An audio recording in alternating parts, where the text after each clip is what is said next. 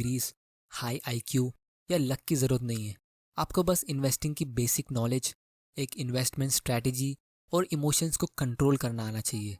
और अगर आप ये चीज़ करते हो तो आप इजीली स्टॉक मार्केट से बहुत अच्छा प्रॉफिट कमा सकते हो।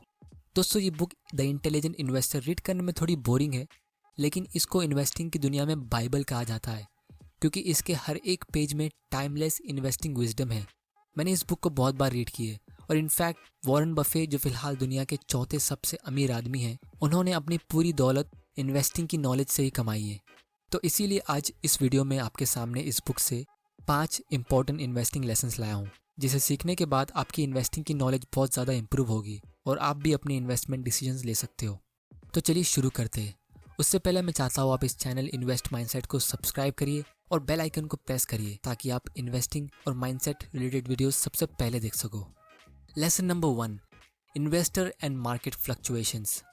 दोस्तों, स्टॉक मार्केट से रिलेटेड सबसे बड़ी प्रॉब्लम लोगों को ये होती है कि ये मार्केट इतने फ्लक्चुएट क्यों होते। इसीलिए स्टॉक मार्केट के डर को दूर करने के लिए आपको एक सिंपल सा लेसन इस बुक से सिखाता हूँ।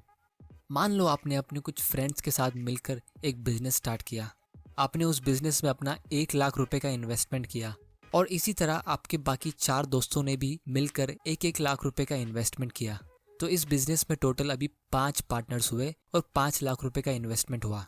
अब मान लो कुछ साल गुजर गए और आप लोगों का बिजनेस सक्सेसफुली चलने लगा, लेकिन यहाँ पे आपका एक बिजनेस पार्टनर है जो आपके पास रोज आता है, और आप जब भी सुबह सुबह अपने एकदम ठंडे दिमाग में चाय के मजे लेते हो, वो टाइम पे आपका ये फ्रेंड आपके पास आता है और आपको एक प्राइज ऑफर करता है, ताकि आप अपना पार्टनरशिप उसे बेच दो और आप इस बिजनेस से हट जाओ।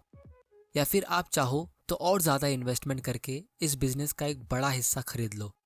लेकिन यहाँ पे एक इंटरेस्टिंग बात यह है कि वो रोज़ अपने मूड के हिसाब से प्राइस बताता है। जब वो बहुत ज़्यादा खुश होता है तो बहुत ज़्यादा प्राइस बताता है, और जब निराश होता है तो एकदम कम प्राइस बताता है। तो इसीलिए कभी कभी उसका बताया हुआ प्राइस आपको एकदम सेंसिबल लगता है, लेकिन ज़्यादातर आपको उसका बताया हुआ प्राइस गलत लगता है। ये पार्टनर का नाम है मिस्टर मार्केट। तो दोस्तों, अगर आप स्मार्ट हो तो ऐसे बिजनेस पार्टनर के साथ आप क्या करोगे? क्या आप मिस्टर मार्केट के बताए हुए प्राइस को एक्चुअल बिजनेस की वैल्यू समझ लोगे, या फिर जिस दिन आप अग्री करोगे तभी उसके साथ सौदा करोगे?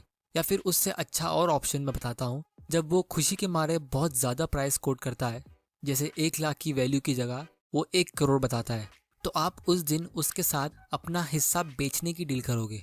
और जिस दिन वो डर के या निराश होके एकदम सस्ता प्राइस कोट करता है, जैसे 1 लाख की जगह 50,000, तो आप उस दिन उससे ज़्यादा खरीदोगे। लेकिन बाकी सारे टाइम आपकी समझदारी इसी में होगी कि आप उसके रोज़ के बताए हुए प्राइस को इग्नोर करो, क्योंकि दोस्तों, जब आप उसके प्राइस को इग्नोर करते हो तो वो बिल्कुल भी बुरा नहीं मानता। दोस्तों, ज़रा सोचिए, ये बुक बेंजामिन ग्राहम ने 1949 में लिखी थी, जब इंटरनेट का नामो निशान नहीं था। वो टाइम पे मिस्टर मार्केट मतलब दिन भर में सिर्फ एक टाइम, यानी सुबह की चाय के साथ जो न्यूज़पेपर आता था, उसमें आपका बिजनेस का प्राइस कोट होता था, और उस टाइम पे मिस्टर मार्केट वही था। लेकिन आज हर एक सेकंड में प्राइस चेंज होता है, और मिस्टर मार्केट बहुत ही ज़्यादा नॉटी हो गया है। और इसीलिए बेंजामिन ग्राहम की ये लॉजिक आज उस दिन से ज़्यादा एप्लीकेबल है। इसीलिए इस चैप्टर से आपको एक सबसे इम्पोर्टेंट लेसन सीखने मिलता है, वो ये कि प्राइस और वैल्यू दोनों अलग अलग चीज़ होती है, और कभी कभी इनमें बहुत ज़्यादा फ़र्क होता है, क्योंकि प्राइस इज़ वॉट यू पे, value is what you get. आपको प्राइस पे सिर्फ तभी फोकस करना है जब आप कोई ट्रांजैक्शन करते हो। बाकी टाइम आपको उस बिजनेस से क्या वैल्यू मिलती है, आपको सिर्फ उसी पे फोकस करना है। Lesson number 2, investment versus speculation. दोस्तों, मैक्सिमम इन्वेस्टर स्टॉक मार्केट में सिर्फ स्पेकुलेशन करते हैं। जब भी कोई स्टॉक खरीदता है तो हम उसे फॉरेन इन्वेस्टर का दर्जा देते हैं, फिर भले उसने इन्वेस्टमेंट से पहले कोई रिसर्च की हो या नहीं। और इसीलिए ज़्यादातर लोग स्टॉक मार्केट में लॉस खा के बैठते हैं। और इसका कारण ये होता है कि जब वो स्पेकुलेशन से प्रॉफिट्स कमाते हैं तो वो और ज़्यादा पैसे लगाते हैं, तब तक जब तक वो सबक ना सीख ले। लेकिन दोस्तों, अगर आप सच में इन्वेस्टिंग करो तो आपका लॉस होने का चांसेस बहुत ही कम है, जो इस वीडियो के एंड होते ही आपको खुद समझ में आ जाएगा। क्योंकि बेंजामिन ग्राहम के हिसाब से इन्वेस्टिंग का मतलब होता है an investment operation in which upon thorough analysis promises safety of principal and an adequate return. Operations not meeting any of these criteria are speculation. अगर आपको ये डेफिनेशन नहीं समझी तो मैं आपको इसको डिटेल में समझाता हूँ। दोस्तों इस स्टेटमेंट में 3 चीज़ें ध्यान देने वाली है। सबसे पहला, थोरो एनालिसिस, मतलब आपको इन्वेस्ट करने से पहले एटलीस्ट उसके बिजनेस के बारे में रिसर्च करनी चाहिए। एनालिसिस में 3 चीज़ें देखनी पड़ती है, quality of business, quality of management और वैल्यूएशन। इन सब के ऊपर मैं एक डिटेल में वीडियो बनाऊंगा, तो आप चैनल को सब्सक्राइब जरूर कर लेना और बेल आइकन को प्रेस कर देना ताकि आप ये इंपॉर्टेंट वीडियोस मिस ना कर दो। दोस्तों दूसरा और सबसे इम्पॉर्टेंट पॉइंट इस स्टेटमेंट का ये है, सेफ्टी ऑफ प्रिंसिपल। अगर आप किसी रोड में चलते इंसान से पूछो कि वो स्टॉक में इन्वेस्ट क्यों नहीं करता, तो लोग कहेंगे प्रिंसिपल की सेफ्टी नहीं है, आपका पैसा सेफ ही नहीं है। यानी जो आप पैसा इन्वेस्ट करते हो आपको वो पैसा ही खुद इसमें सेफ नहीं लगता है, तो प्रॉफिट तो बहुत दूर की बात है। लेकिन बेंजामिन ग्राहम के हिसाब से आपको इन्वेस्टमेंट तब ही करो जब आपको उसमें प्रिंसिपल सेफ दिखता हो। अब ये कैसे होगा, ये चीज़ इस वीडियो के एंड होने से पहले आपको समझ में आ जाएगी। और दोस्तों मेरे हिसाब से आपका सबसे पहला फोकस स्टॉक मार्केट इन्वेस्टिंग में ये नहीं होना चाहिए कि आप पैसे कैसे कमाएं, बल्कि ये होना चाहिए कि आप पैसे कैसे ना गंवाएं। और इस स्टेटमेंट में तीसरी और सबसे इम्पॉर्टेंट बात यह है कि बेंजामिन ग्राहम हमें कह रहे हैं हमें एडिक्वेट रिटर्न्स मिलना चाहिए, यानी सेफ्टी ऑफ प्रिंसिपल के साथ हमें इतनी एश्योरिटी होनी चाहिए कि हमारा पैसा हमें एटलीस्ट एफडी या कोई दूसरे इन्वेस्टमेंट से अच्छा रिटर्न दे, वरना हम इतना रिस्क क्यों लें।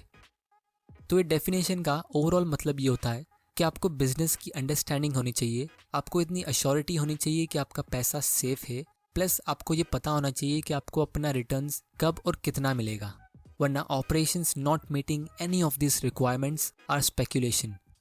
बेंजामिन ग्राहम कहते हैं कि अगर आपको स्पेकुलेशन करना ही है तो आपको उसके लिए एक सेपरेट अकाउंट बनाना चाहिए, उसमें एक एलोकेशन कर दो, यानी 10%, उससे ज़्यादा आप स्पेकुलेशन नहीं करोगे, और बाकी का 90% आपकी जो सेविंग्स है आप उसको सिर्फ और सिर्फ इन्वेस्टिंग के लिए ही रखोगे। Lesson number 3, investor and inflation. Inflation, इसकी कौन चिंता करता है, लेकिन बेन ग्राहम ने यहाँ पे इस चैप्टर को ऐड किया है किसी वजह से। ये टॉपिक इन्फ्लेशन की हम इंडियंस के लिए और बहुत ज़्यादा इंपॉर्टेंट है, क्योंकि जैसा आप इस फोटो में देख सकते हो 1970 से अभी तक यूएसए का इन्फ्लेशन काफ़ी कंट्रोल हो गया है, लेकिन इंडिया का इन्फ्लेशन 7 से 8% पर ईयर का होता है। मतलब जो इंडियंस पैसा इन्वेस्ट नहीं करते तो वो लोग ज़्यादा स्पीड में पैसा खो रहे हैं, और जो एफडी वगैरह में इन्वेस्ट करते हैं जिसमें हमें 7 से 8% का रिटर्न मिलता है, उनको तो कोई इन्वेस्टमेंट पे रिटर्न मिल रहा ही नहीं है, क्योंकि उनकी पैसे की परचेसिंग पावर तो उतनी ही है। और दोस्तों लोगों को इसकी चिंता इसलिए नहीं होती क्योंकि आपको इसका लॉस दिख नहीं रहा। अगर आपके पास अपने गले में 100 रुपये है तो 10 साल बाद भी वो 100 रुपये है, और लोगों को लगता है कि उन्होंने कुछ खोया नहीं, और यहीं पे लोग धोखा खाते हैं। लेकिन सिर्फ 7% के हिसाब से 10 साल में उसकी वैल्यू आधी हो जाएगी। और दोस्तों अगर आपको कोई भी इन्वेस्टमेंट को एक्चुअली में देखना है कि वो आपको कितना रिटर्न्स प्रोवाइड कर रहा है, तो आपको ये देखना चाहिए कि वो इन्फ्लेशन एडजस्टेड रिटर्न कितना प्रोवाइड कर रहा है। और अगर आप महंगाई को काउंट करते हो तो आपको फिक्स डिपॉजिट से कुछ भी नहीं मिल रहा है। Lesson number 4, stock selection for defensive investor.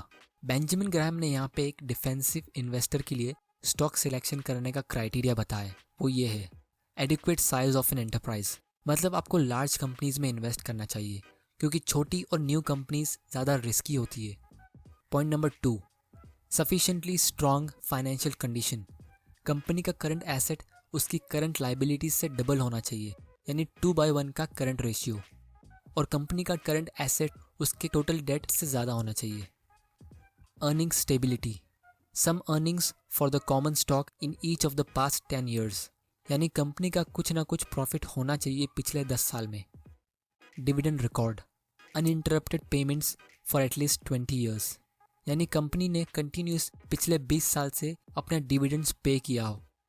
Earnings growth, company का प्रॉफिट हर साल बढ़ते रहना चाहिए, एटलीस्ट 33% पिछले 10 साल में, जो मेरे हिसाब से बहुत कंजर्वेटिव है। इंडिया के कॉन्टेक्स्ट के हिसाब से मैं कहूँगा कंपनी का प्रॉफिट एटलीस्ट डबल होना चाहिए। मॉडरेट पी रेशियो, कंपनी का करंट प्राइस पिछले 3 साल के एवरेज अर्निंग से 15 गुना से ज़्यादा नहीं होना चाहिए, वरना आप उस स्टॉक को बहुत महंगा खरीद रहे हो।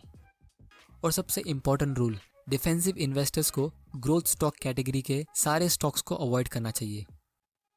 Lesson number 5, margin of safety. Finally जब आपने रिसर्च करके ऐसी कंपनी ढूंढ ली जो सबसे बेस्ट में से बेस्ट है, तो फिर आपको उसके प्राइस पे ध्यान देना चाहिए कि आप उसे ज़्यादा महंगा तो नहीं खरीद रहे हो। तो मार्जिन ऑफ सेफ्टी से हमें ये सीखने मिलता है कि आपको स्टॉक को तभी खरीदना चाहिए जब उसका प्राइस आपके कैलकुलेशन के हिसाब से और ज़्यादा सस्ते में बिक रहा हो। जैसे मान लो एक इंजीनियर को ब्रिज बनाना है, उस ब्रिज पे 20,000 किलोग्राम के ट्रक्स पास होने वाले, तो उसको ऐसा ब्रिज नहीं बनाना चाहिए जिसकी लोड लेने की कैपेसिटी सिर्फ 20,000 किलो की है। उसको एटलीस्ट 30,000 या 40,000 का टारगेट रखना चाहिए, ताकि अगर कभी ट्रक ओवरलोड हुआ तो मार्जिन ऑफ सेफ्टी काम आएगी।